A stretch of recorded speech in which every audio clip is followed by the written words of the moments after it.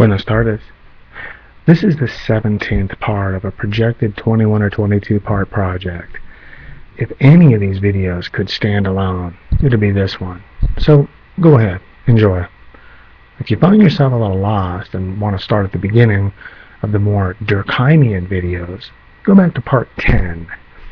If you find yourself more lost than that, in other words, seemingly hopelessly lost, then you might want to go all the way back to the first in this series and watch the one that's called simply The Woman with 1.5 Hands. That said, here's part 17, or Drastic Economic Changes. Another way to measure nation-oriented integration of a people is to watch what happens to their suicide rates when confronted by either an actual or a threatened drastic economic change. Most are familiar with the defenestration of certain Wall Street types, especially around 1929-1930. Emile Durkheim wrote about some of their predecessors and drew linkages between suicide rates and bankruptcy rates. He also brought up the perhaps less publicized suicides of people going the other way, becoming nouveau riche, and evidently much too quickly.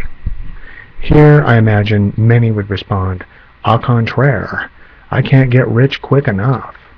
Well, Durkheim, armed with the statistical record, showed otherwise, and it's due to a lack of integration. An instantly, or nearly instantly, well-to-do person, in the time of Durkheim, couldn't very well bring his old neighborhood with him to his new swanky environs, and many of his new neighbors would have been put off by his gauche or bush league mannerisms. This, again, is a refutation of imitation as a cause of suicide. If there were others like him around to imitate, it's more likely he'd integrate with them, thereby lowering his chances of committing suicide. It's his lack of integration with his new neighbors, Durkheim wrote, that makes this suddenly rich person a higher risk. And we're not talking about snootiness here, necessarily. Many of his new neighbors may very well be sending him the proper social cues about, for instance, how to hold his pinky while drinking tea, and how to comport himself in the boardroom, etc. But as he didn't grow up in their neck of the woods, he may not figure it out in time that they're not snubbing him. They're actually trying to do him a favor. Though these more glamorous or striking suicides of the nouveau riche may not have typified all suicides at the time, they were nonetheless part of the slight uptick in suicides that took place during various European economic upswings between the 1820s and the 1880s. Much more pronounced, though, were suicidal spikes attributed to economic depression, which, right off the bat, it should be noted, it's not being poor that's critical. Poverty is not the decider. It's knowing one is inescapably about to quickly fall multiple tax brackets, or one has just started that status-annihilating fall, as a roller coaster, and you're just looking down, you're seeing that big fall that's about to happen. That's what pushes so many toward the hemlock. It's the jarring abruptness of it all. And of those who do try to cope, if they don't become integrated with their new neighbors, their suicide rate is higher. To be sure, though, it's not about poverty. Case in point, well, 4 cases in point. Durkheim wrote that Europe's 4 poorest countries, Spain, Portugal, Ireland, and Italy, boasted the 4 lowest suicide rates. When economic depression hit any of these 4, almost exclusively Catholic, it should be noted, their suicide rates only went up a little. Europe on the whole, different story. During the economic depressions of 1847, 54, 61, and 82, suicide rose 17, 8, 9, and 7%, respectively. All 4 downturns lasted from 1 to 3 years. Suicides increased dramatically when the downturn started, and started tailing off as the economy righted itself. Suicides paralleled bankruptcies throughout these depressions. It should be underscored these suicidal increases of from 7 to 17% were again held down by much lower rural rates, as these folks were still not plugged in. Their countrified increases due to economic downturns barely registered. But that was then. Today, though, if comparing their rates to our likely potentialities, one might extrapolate increases of from 14 to 34%, in other words, double, and for the same rationale described in Part 16 of this series. What I'm re-emphasizing here is that today's rural, and in fact all of us, are as plugged in as yesteryear's urban.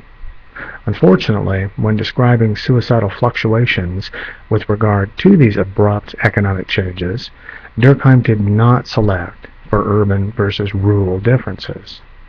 To picture why I'm sure these differences were again in stark relief, one might envision an early 20th century farmer plowing his field, his hands steady on the tiller, being interruptus by a city newspaper flying into his face. He stops his tractor, puts in another chew, and commences to read about a buggy whip manufacturer and his tale of woe and dire assay that the entire nation's economy is in free fall. "Me and all my buddies are going down. That means everybody's going down," the buggy whip industrialist was quoted. "If I don't get a bailout, we're all doomed." End quote. To which the farmer responded, to no one in particular, quote, "What you need is a car," end quote. Point being, back then pork bellies weren't traded on the Paris Stock Exchange. Urban professionals were more aware and wary of national economic issues because these issues affected them more directly, and the slightest swing, nay, even a rumor that an economic swing was imminent, could quickly take their jobs, their homes, their families. Farmers? Sure, they'll feel a pinch, but it's not like they're going to lose the farm. Remember, these were 1, 2, and 3-year downturns. Farmers can ride that out. They can tighten their belts for that long. Downsizing for them meant trading a parcel of land for a cow. Downsizing for an urbanite, on the other hand, meant he got downsized. Is it any wonder they were so flighty and skittish and more prone to suicide? To tote then. Let's say there's a country where pretty much everybody's plugged in, and of those who say they're not plugged in, most of them interact often enough with others who are plugged in for all involved to be infected. And of the remaining few, how could they not be fully diseased hermits, or why else would they be trying to avoid all human contact if they had not already received a snootful? Anyway, just for tears, let's say that's the way it is here in the U.S., and all of us over the age of 3 or so are plugged in. Were Durkheim's ghost paying us a Tocquevillian visit, I think he'd very quickly conclude that his analysis of the statistics for his European urban contemporaries should apply seamlessly to all of us, whether we live in the country, the exurbs, a big city, wherever. Therefore, if we're not being warred on directly, a la a 19th century kind of a war, and our economy's chugging along, not doing great but not doing bad, we'd be looking at 100 suicides per. That's our baseline. Then, if our economy goes south, and we're hit as hard, or say half as hard as the Great Depression hit us, then our suicide rate should climb to 134 per. This from the 34% increase that I discussed about 3 or 4 minutes ago. If at that point our economy gets back on track and we have another civil war or a war like it, in other words, if more than 1/1000th of 1% of us are actually involved in war right here in the USA, quickly followed by our remembering that we're teammates and acting like we're teammates, then our suicide rate should plummet to 68 per. So combine these two mechanisms, war, economic depression, and we'd have a reduction in suicide from 134 to 68, which is about a 49.5% decrease, or, to keep things simple, half. Sidebar. It's rumored that this would be more correctly understood as a 2/3 reduction. In other words, 100, the baseline, reduced by both 32 and 34 will net you 34. There are a few problems with the math of this more dramatic reduction, not the least of which is exemplified by the fact that if a $1 item is 50% more, then it sells for $1.50. But if a $1.50 item is 50% off, then it does not sell for $1 because half of 150 is not 100. Two more complex reasons are listed in my notes. End of sidebar. Anyway, artificially producing or finding ourselves in the middle of these two mechanisms, war, economic depression, is just part of it. Another part would be to figure out what messages, while among our teammates, we should be transmitting with our expressions or audible signaling devices so that instead of trying to lower the suicide rate, we're instead trying to lower the rape rate. Note, trying to increase rapes by negatively labeling low-income men as rapists by shaking keys at them is not, repeat, not part of the solution. This will be addressed thoroughly in my conclusion. First, though, it should be noted that while trying to reproduce the conditions conducive to lowering the suicide rate, namely being at war and on the local level, it'd be a nice touch if this didn't involve any more loss of life.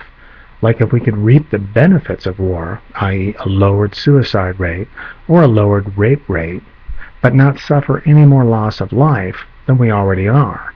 One, could we do that? And two, it'd be nice if we could. Try this on for size. What if A, we compare death rates due to many historic and recent wars, outlined in my notes, to current U.S. murder rates in most of our cities that rank in the top 100 in population? And then B, we visited any major U.S. city and found ourselves smack dab in the middle of a war zone, relatively speaking. Which is to say, we're already at war. Fluffy, an American, and Snowball, also an American, have their tails tied together, and they've been tossed over a clothesline.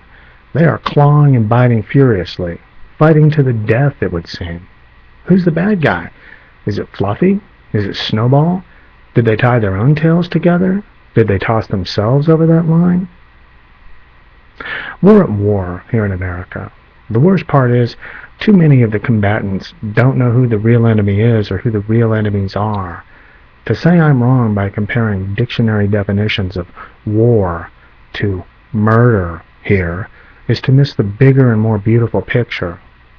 Whatever that thing is, whether it's war or an aggregate of murders, if we can use it to lower the suicide rate, wouldn't that be desirable? How this is applicable to rape prevention starts with that fictional mad social scientist I mentioned in the first video of this series. Durkheim must have had some critics, not necessarily calling him mad, not necessarily saying he was morbidly attracted to suicidal people or whatever, but due to the defensive manner with which he introduced various planks of his platform, I would venture he had had debates of both the friendly and the snippy variety with colleagues and/or yellow journalists before he sent his manuscript, which became the book Suicide, to his publishers. I mention this specifically because of what appears on page 278. Quote, "Moreover, we can only proceed deductively in relating characteristics of suicides to the respective causes from which they seem to spring.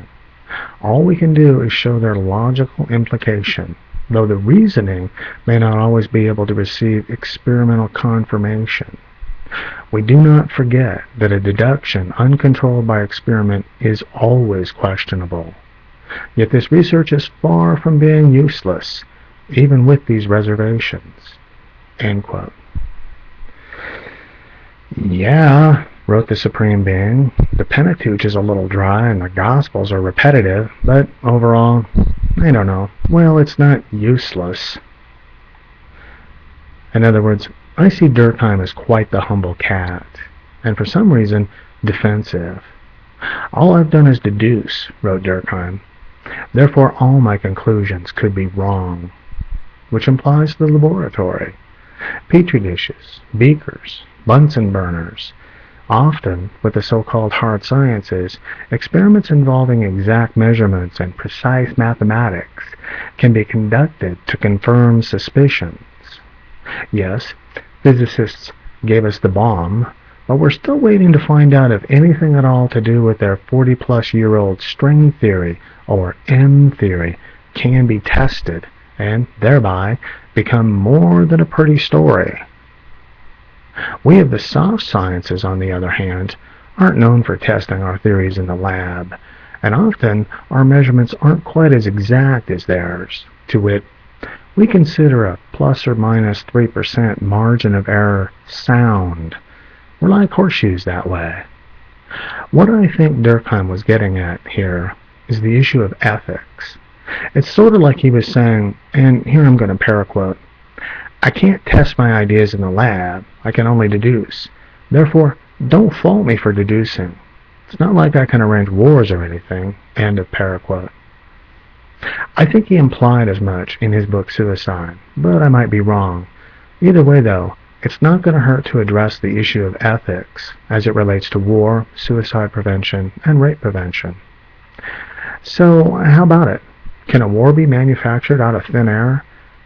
Prima facie, it doesn't sound very ethical. But is it even possible?